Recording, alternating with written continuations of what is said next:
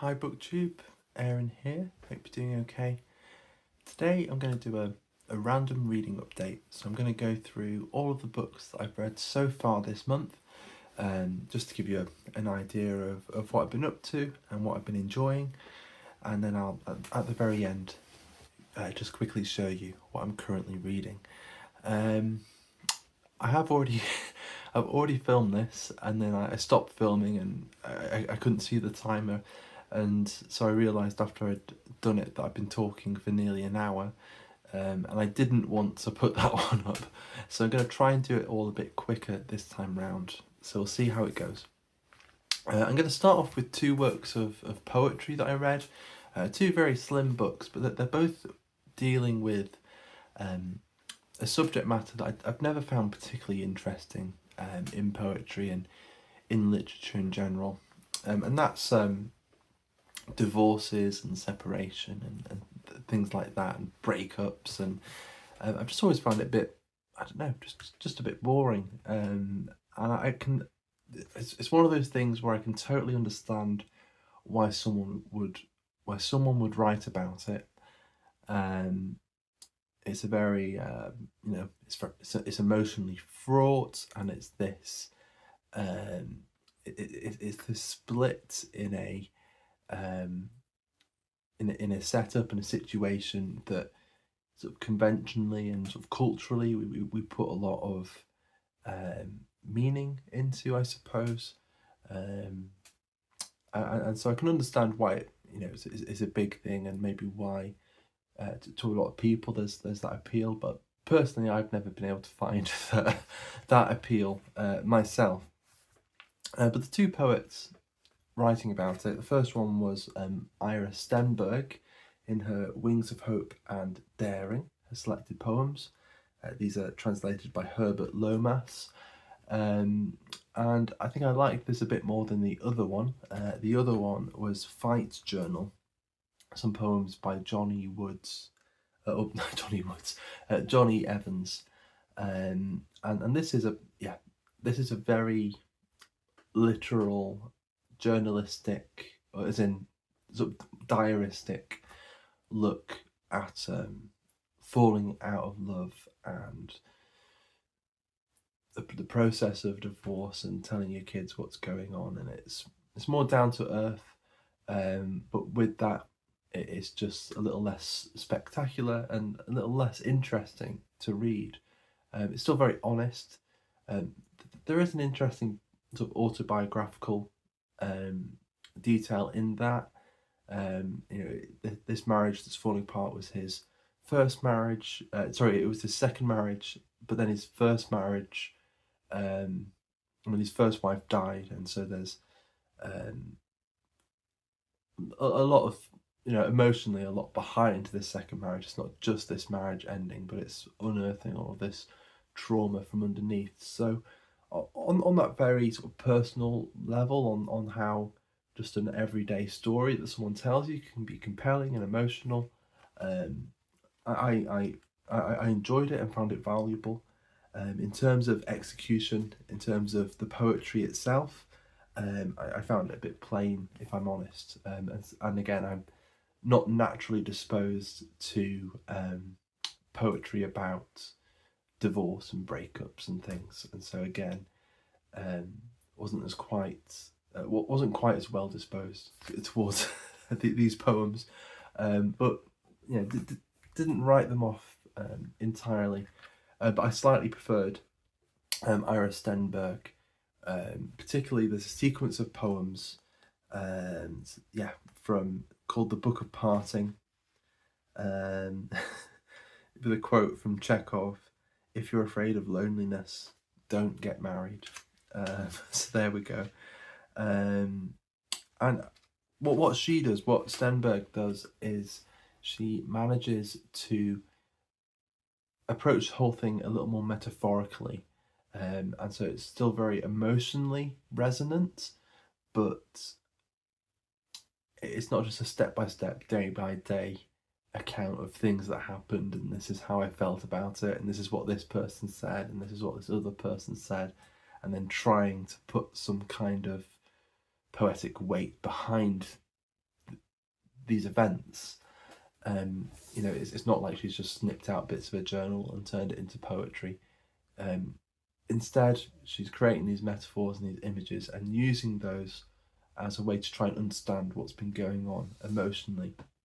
And particularly in those poems in We Built a Nest and Boat Song, it's very much about what she's invested into home life and into marriage and into being a mother and a wife, and how that, you know, how it feels then when it's all undone.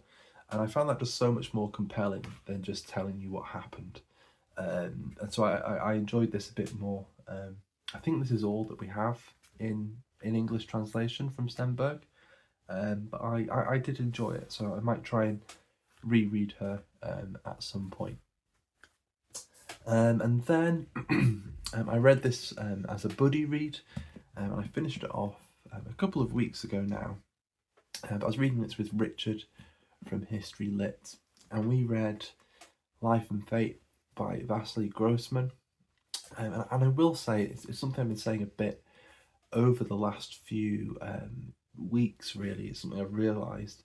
Is that this year I haven't been feeling as much of a connection to the fiction that I've been reading. I've been feeling more of a connection to non-fiction and more of a connection to poetry, which has been really good. But this disconnect from fiction I found a little, almost a little alarming, really. And this book really helped. I was instantly drawn in and just found it amazing and compelling, and yeah, just the whole sort of gamut of emotions, I suppose. You know, I ran the whole gamut of emotional responses, and there's so much contained in there. It's a story about this massive cast of characters during the Second World War, particularly during the German offence on Russia, and then the Russian response, and then the Battle of Stalingrad, and then the beginnings of the push back then. And we have, it's sort of like War and Peace. It's one of those books where you have all these different characters to give you these views on just various levels of society and various different situations. So we get the the street to street fighting in Stalingrad done amazingly, particularly with these sections in this one house that's been completely surrounded by the Germans, but it's still holding out, and they've got this secret tunnel underneath, and that world of secret tunnels and underground bunkers and things is just delivered so viscerally and amazingly. But yeah, this one house that's holding out, and it's mainly given to us through the eyes of this this young, basically a young girl who's a radio operator, and she's going in there into this house full of full of men, all these coarse soldiers, and yeah, it's wonderfully done. But then we also have, I think, really the main character of the book, Victor Strum, and this takes us far away from the front line, but sort of gets us. It sort of takes us to the moral front line of what was going on in Russia, sort of intellectually and sort of more on that side. Victor is a physicist, and there's quite a lot going on in his personal life. He's really fallen out of love with his wife, and it takes much of the novel for him to then realise that he is in love with his wife's best friend, and also his best friend's wife, this same woman, Maria, and she's in love with him, but it's one of those doomed romances, and that never really goes anywhere. It's not even a romance, really. It's just two people realising they have an affinity for each other and can't do anything about it. So there's that, his romantic life and family life falling apart. His daughter at the beginning of the novel just seems to hate everyone. He's got a stepson from his wife's previous marriage, who's a soldier, and then his mother has sent him this letter, and one of the early things that he has to deal with is this just complete reorientation of how he sees himself and how he fits into the world. And so he's from a Jewish family who, this is very much modelled on Grossman's life. I think Grossman, only found out he was Jewish during the Second World War because his mother told him that, oh yeah, by the way, we're Jewish, and then suddenly he's like, well, the people invading your country will want to kill me because of that, and so there's suddenly this big, it's suddenly you're seeing yourself in a very different way, and Victor is forced to see himself in a different way.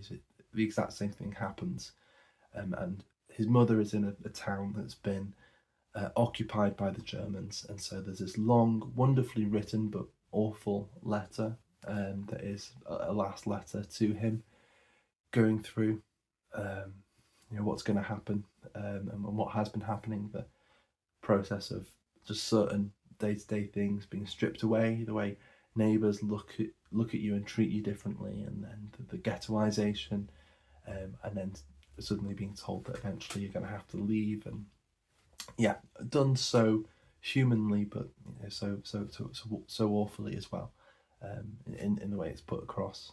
So that's just another thing on Victor's plate.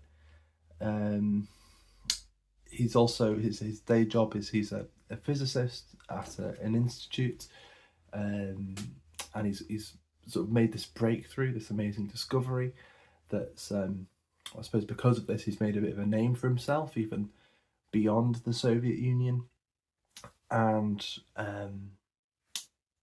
there's this, then he's in this weird situation where he's kind of celebrated, but then because of things that he said, he's sort of politically in this weird situation, and so it's he's just constantly feeling himself, feeling that the world is sort of pushing back against him in some way. And I think the question for Victor, and I hope I'm explaining this book in some way that makes sense, I don't really know, but the whole thing for him is how to act honestly and authentically in this world that's pushing up against you, where there's the threat of the Nazis and the coming, and the threat of the Holocaust, where there's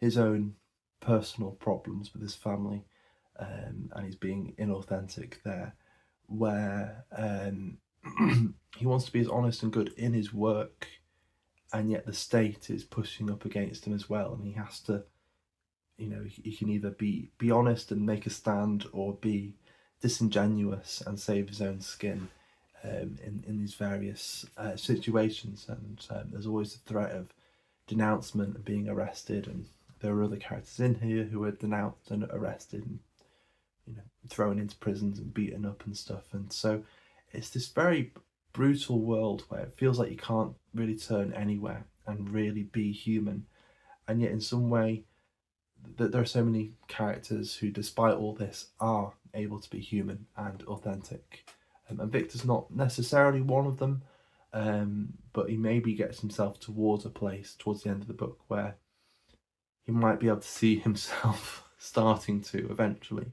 in his life. I'm not sure how many other characters or how many other areas of this to talk about, but we really do see everything. We see Russian prisoners in German military camps. We see the Russian labour camps and gulags. We see Stalingrad. We see civilian life, and all kinds of other things. And it's just told in this very direct but arresting style. It kind of baffles me in a way that the book is as big as it is. It could be bigger, and it could have. it is one of those books where it passes the test of making you wish that there was more of it. And I think that's all I'll say for now about Life and Fate by Grossman. And I'll have to go back and read Stalingrad at some point, but I really loved Life and Fate.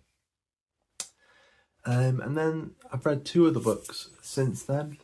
I've read Red Sky at Night, the Book of Lost Countryside Wisdom by Jane Struthers. Not really too much to say about this, really. It's a nice one to dip in and out of.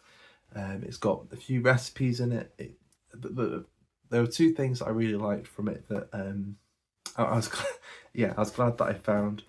One was a little section where it's giving you all the variations, all the variants of Morris dancing in different areas, and then there was another one with all of the traditional holidays like Twelfth Night and like Michaelmas and stuff like that maybe sometimes in books you hear about and read about, but you're never quite sure at what point in the year they are and whether they were really celebrated or not. And like with Michaelmas, you always eat a Michaelmas goose, and why do you do that, and stuff like that.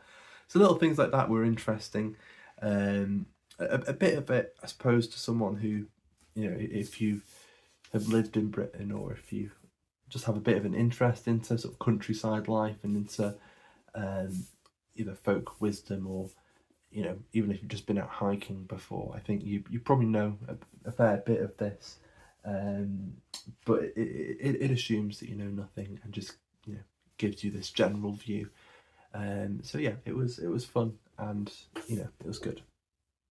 And then for Jane Austen July, I decided, I don't think I've done Jane Austen July for a couple of years, so I decided to go back and read all of Jane Austen's books, her major novels, in order of composition.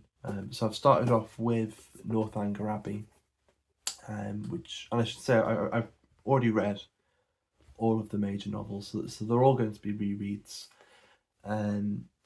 So I went back to reread Northanger Abbey, which was just lovely, and certainly one of those cases where coming back to it then just allows you to pick up on more detail, and just allows you to enjoy it more, because you're not trying to piece everything together. You're not trying to remember exactly who's who and how they all connect. And so, yeah, I really loved reading it the second time through. It's definitely, I think, still a book of 2 halves for me. I mean, literally, it was first published in 2 volumes. And essentially, I mean, we've got the story of Catherine, who comes to Bath with 2 family friends. It's her first time away from home. And I suppose the overarching thing is that it's a book about her sort of social education and her learning what the world is really like. And we have that element in Bath where she's learning etiquette and what it's like to go to balls and to the theatre and to be introduced to people and make new friends. But she's also this, she's a consumer of a devourer of Gothic novels as well. So she's not only coming into these new situations, but she's also got all of these heightened expectations of what people are like and what their expectations are and what their backstories might be. And then that really comes to light in the second half of the book. And I think I prefer the first half, when she's in this unfamiliar environment and it's still almost a comedy of errors and just blunder after blunder and miscommunication and making these friends who are sort of making decisions for her, and she's again being inauthentic to sort of lead it to back to Life and Fate. And maybe another book about someone learning to be their own authentic self and do what they want to do, and in a way that's better for other people, and to be less, I don't know, it's a contradiction to say to do what you want to do in order to be a little less self-serving. I don't know. But one thing that she conveys really well in the book, there's this section where she's made these friends, and she's kind of got two sets of friends, and there's one set that wants to go out traveling everywhere and seeing things, and they're able to lure her into these into these little expeditions that don't quite fit into the sort of mores of what's expected of a young woman her age. She's probably going to end up unsupervised with these friends and stuff, and so it's all a bit on the edge of what she's allowed to be doing, but she's lured into it by the promise of seeing this castle, which is bigged up to her as this amazing ruin, and is it's a genuine medieval castle, one of the oldest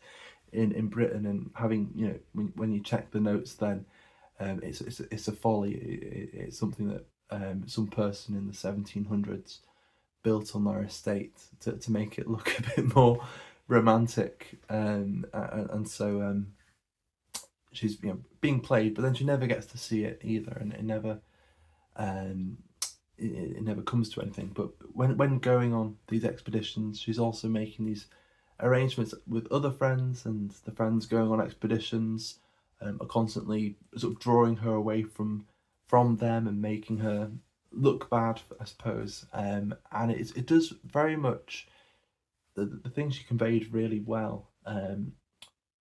I can remember as a kid when you told one friend you're going to play with them, and then another friend takes you off somewhere, and then you're late, and you come back, and that feeling of shame that you've let a friend down, and you're not really being the person that you want to be, but you've been forced into it because you kind of wanted to have fun with yourself, and that sense of being a young naive person coming to terms with these emotions, and eventually having to make a decision about it, and try to come to some kind of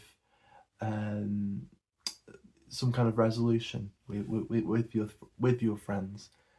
So that was something that I don't think had hit me quite as hard as the first time around. So I quite enjoyed that.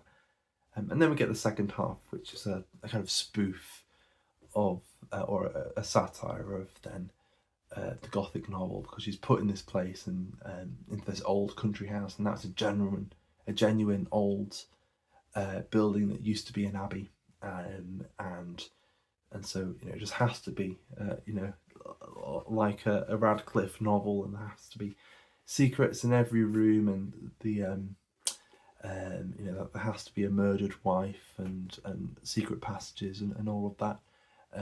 And it's just about her. It's kind of the final realization for her is sort of learning that the world is what it is, and that she just can't let her unrealistic expectations get the better of her. And so it's quite fun, and I think a lot of people who love Jane Austen don't always, I think, because she's got so many other very headstrong, very mature protagonists. With this one, and with Catherine, she's so naive, but it's I think a really heartwarming book of slowly maturing and growing up, and so I quite enjoy it for that. And if you can get Elizabeth Bennet out of your head, or Emma out of your head, then I think there's quite a lot there to enjoy. And then very quickly, the three things that I'm chipping away at the moment.